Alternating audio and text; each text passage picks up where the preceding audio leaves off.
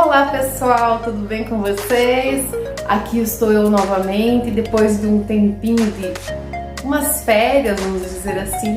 Resolvi dar um tempinho aqui de produção de conteúdo, de produção de vídeo, mas estou aqui novamente para os nossos encontros com novos conteúdos. Se você está chegando agora, está conhecendo agora o canal, fica aqui minhas boas-vindas para você, tá? Seja bem-vindo, seja bem-vinda. Esse é o canal Elisângela Correia falando de bullying. Aqui eu converso muito sobre o assunto bullying, voltado para o aspecto jurídico, um pouquinho do aspecto psicológico. Afinal, eu não sou formada em psicologia, eu sou advogada, mas eu trago muito aqui da questão jurídica dessa prática de bullying e também alguns conteúdos sobre direito de família. Bom, fevereiro está apontando aí já e todos nós sabemos que aqui no Brasil, fevereiro é normalmente o início do ano letivo, em que muitas crianças, milhares delas e de adolescentes retornam para as salas de aula. E infelizmente com isso também temos os casos de bullying. E junto com esses casos de bullying, temos uma dificuldade que é enfrentada por toda a comunidade escolar, também pelas famílias, que é a identificação da prática do bullying. Existe sim essa dificuldade, ela é real, eu observo muito isso nas palestras, nos encontros que eu faço.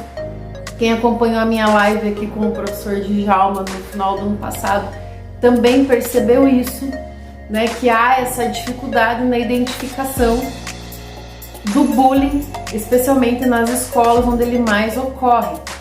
E para isso, já que nós vamos iniciar o ano letivo, já está chegando aí, eu vim trazer para vocês hoje 5 características que vão te ajudar a identificar a prática do bullying e, consequentemente, diferenciá-lo de um ato isolado de violência ou de agressão.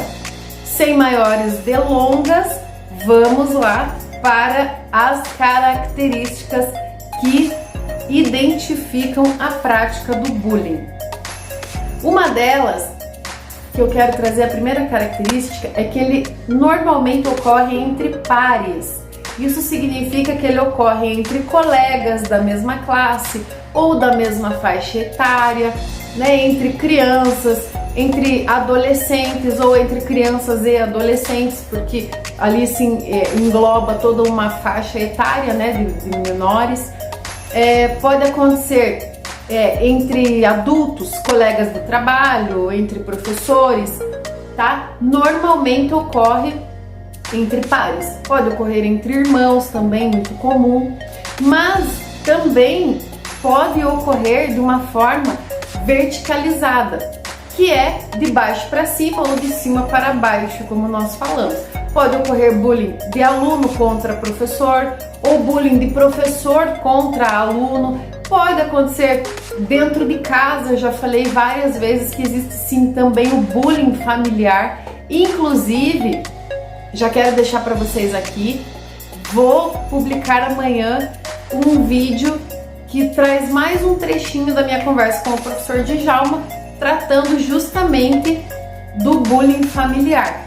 Fiquem atentos, fiquem ligadinhos, vai estar amanhã aqui no canal. É bem interessante, mais um trechinho muito bacana desse bate-papo que eu tive com ele no final do ano passado, tratando da questão do bullying familiar. A outra característica é a intencionalidade. Gente, a pessoa que comete a prática de bullying, que comete esses atos agressivos, ele não faz sem querer, tá? Isso não existe. Quem pratica bullying pratica com intenção de magoar, de agredir, de ferir o outro, de humilhar o outro. Então existe sim essa intenção.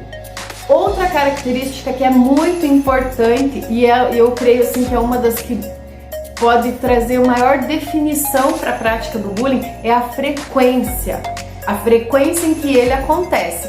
Veja, se eu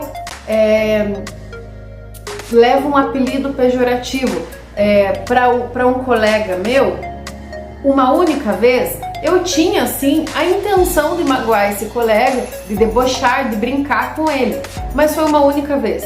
Eu machuquei, eu magoei, feri esse colega, alcancei minha intenção e parei.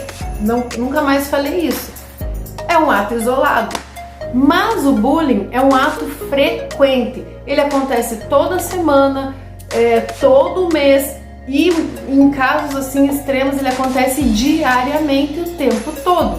Então é um ato que tem frequência. Para ser caracterizado o bullying, eu já falei em outras ocasiões, precisa ter frequência. Ele é um ato repetitivo, não acontece uma única vez. Independente da maneira com que a agressão acontece, seja uma agressão física, verbal, um ato de exclusão, ele acontece com grande frequência.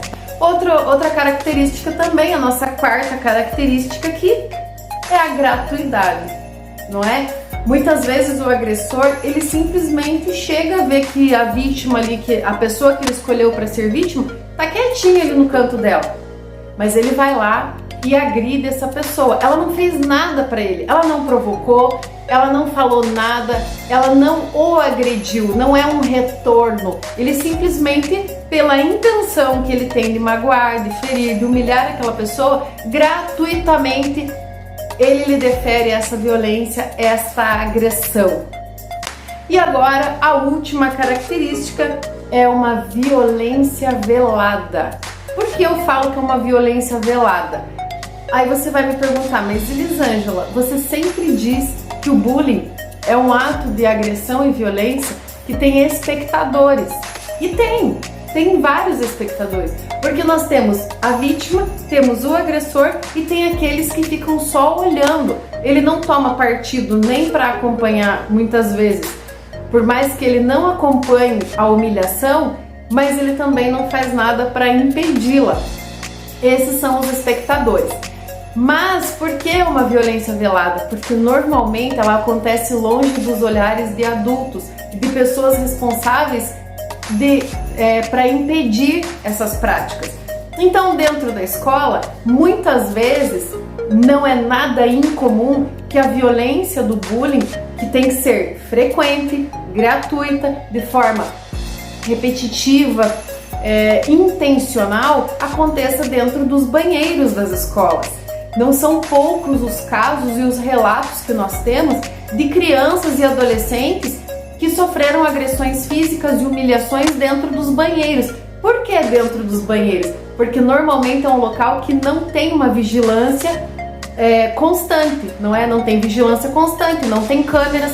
Então muitas vezes essa violência acontece ali, longe dos olhos dos adultos responsáveis, né, que são os coordenadores, os supervisores que existem nas escolas, mesmo os professores. Então, pessoal, essas são as 5 características que vão te ajudar a identificar a prática de bullying. Fica aqui as dicas de hoje. Me acompanhe nas redes sociais, aqui no YouTube. Se ainda você não é inscrito, se inscreve no canal, não deixa para amanhã. Dá o seu like se você gostou desse conteúdo. Acompanha, você é aluno, precisa fazer trabalhos escolares, tem muito conteúdo aqui para você. Eu vou trazer muito mais, tá? Muito mais conteúdo sobre o bullying. O bullying tem muita coisa para ser dita. Nós precisamos ser repetitivos também, assim como a prática do bullying. Nós temos que ser repetitivos no combate, repetitivos nos atos de prevenção dessa prática, porque é uma violência. O bullying é sim um tipo de violência e uma violência frequente que traz grandes prejuízos, grandes problemas para as suas vítimas. Tá ok? Um grande beijo a todos.